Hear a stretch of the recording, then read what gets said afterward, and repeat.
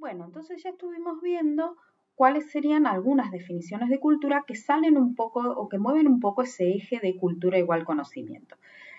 Sea cual fuere la definición de cultura a la cual ascribamos, me parece que hay como dos ideas que tener en cuenta del carácter de la cultura. La primera es que la cultura es una construcción colectiva. No hay una persona que modifique a la cultura, ¿sí? Es una construcción entre todos. Y ustedes me podrán decir, no, pero ¿cómo? Hay personas individuales que han modificado la cultura para bien o para mal. Pensemos en el caso argentino, no sé, bueno, Maradona habrá modificado la cultura, Alfonsín habrá modificado la cultura, Videla, en un caso, por supuesto, horroroso, habrá modificado la cultura.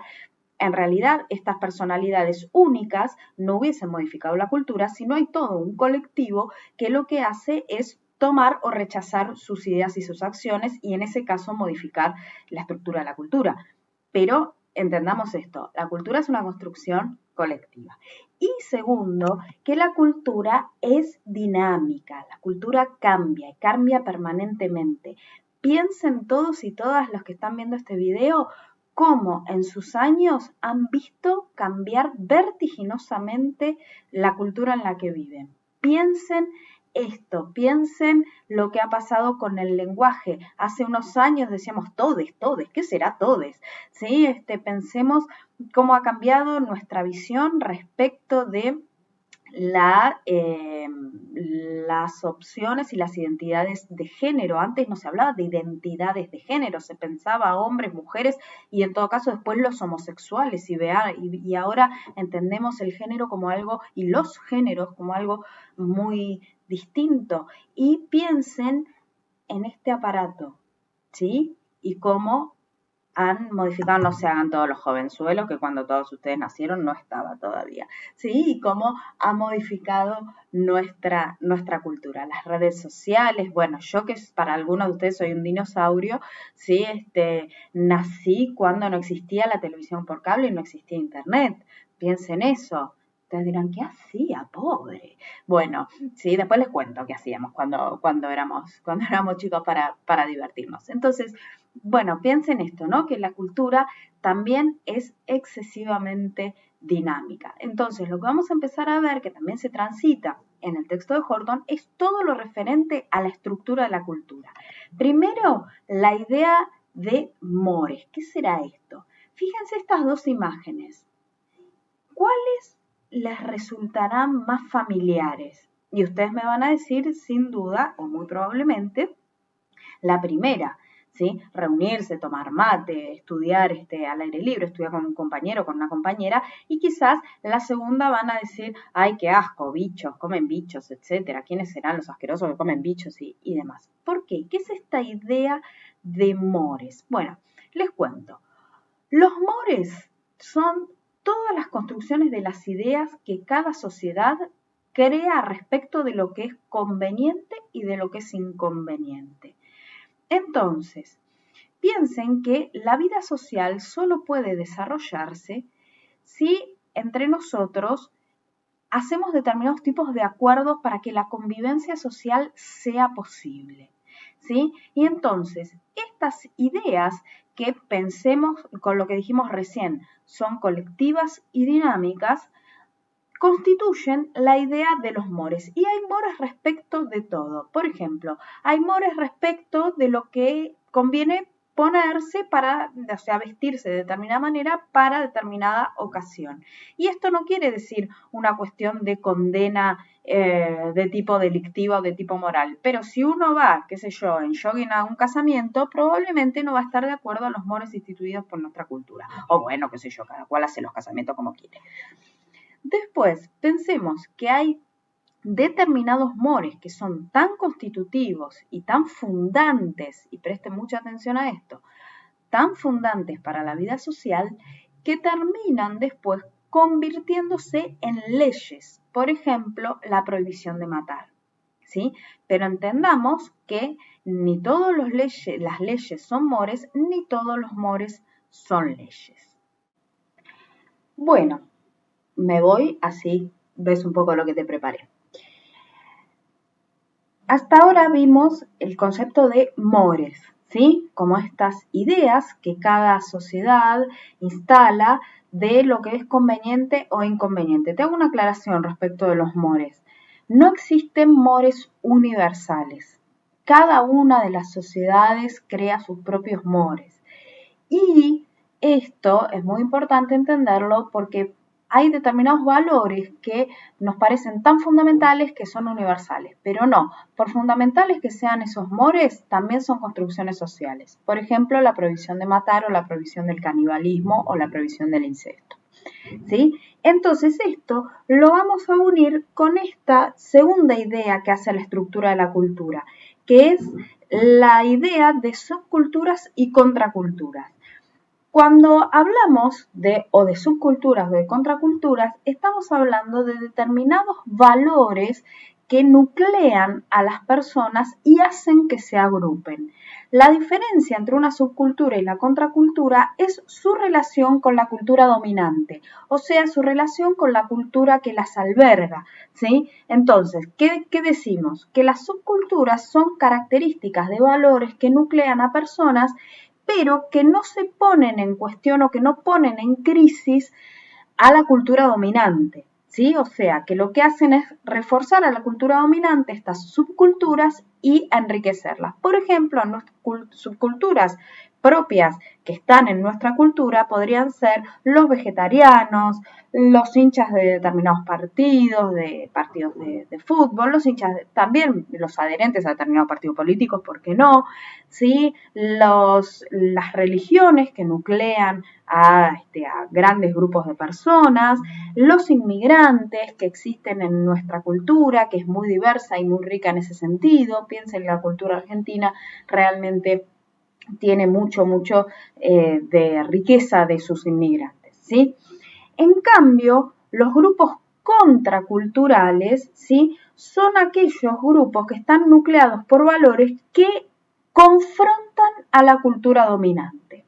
¿Se entiende esto? O sea, por ejemplo, las pandillas, los delincuentes y pensemos grupos contraculturales que no son delictivos, pero bueno, hasta ahí en algunos casos, sí, como podrían ser los antivacunas o las terraplanistas, sí, son subculturas que lo que hacen es cuestionar a la cultura dominante, ¿sí? O por ejemplo, también los grupos que adhieren o reivindican a la última dictadura militar también podrían ser grupos contraculturales. ¿Por qué? Porque en nuestra cultura, por suerte, está muy afianzada la idea de la democracia y la democracia como un valor que no debe cuestionarse. Bien, ahora les propongo un ejercicio para pensar, porque hasta acá parece blanco, negro, sí entiendo perfecto lo que es la subcultura y la contracultura. Bueno, vamos a ver qué pasa con esto. Te lo dejo para pensar.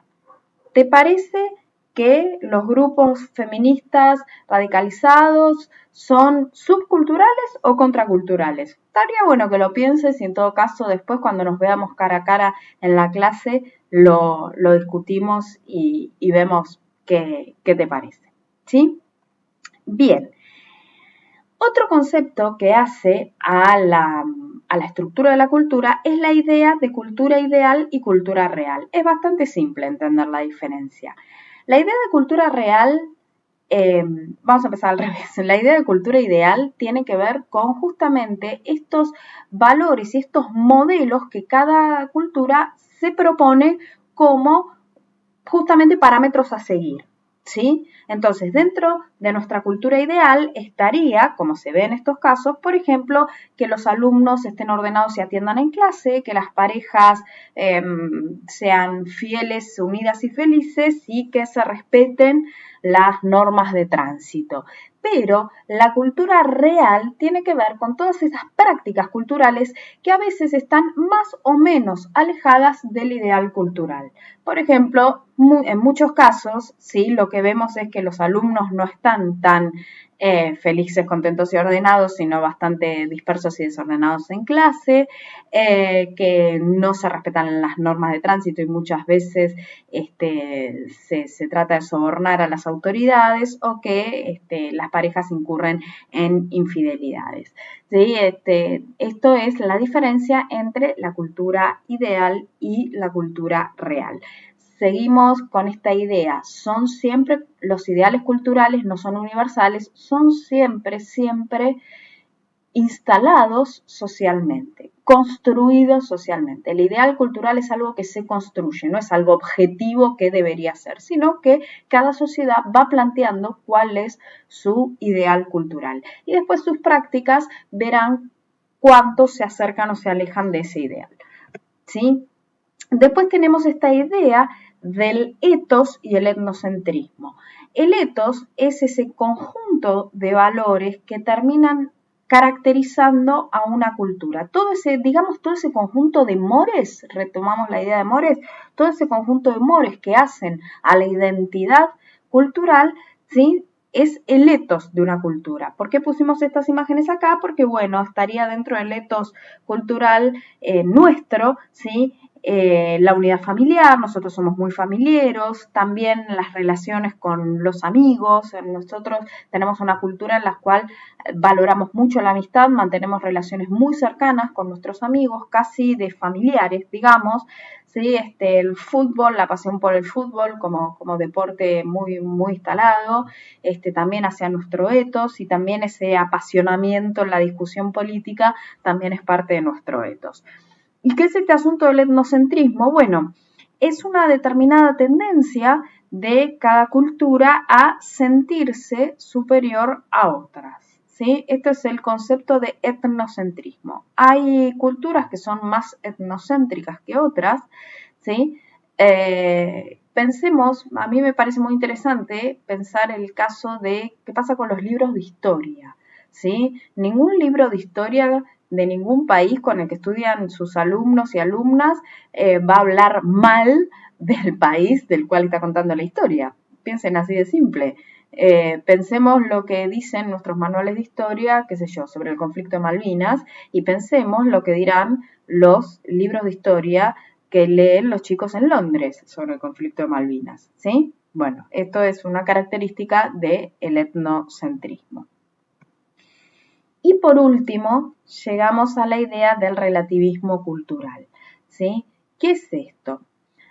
Hay que pensar que ningún rasgo cultural puede analizarse o aislarse separado de su contexto cultural, de su contexto geográfico y de su contexto epocal, digamos, de su contexto temporal, ¿sí? Por ejemplo, piensen esto, si yo les dijese a ustedes, ¿está bien que una chica de 14 años se case? Y la mayoría de ustedes me dirán, no, no está bien. Pero yo te pongo en este contexto, si estamos hablando de una tribu en África cuya expectativa de vida son los 40 años, la gente no vive más allá de los 40 años, ¿está bien o está mal que una chica de 14 años se case? Y en ese caso está bien. ¿Por qué? Porque lo que va a hacer es asegurarse la supervivencia de la especie, ¿sí?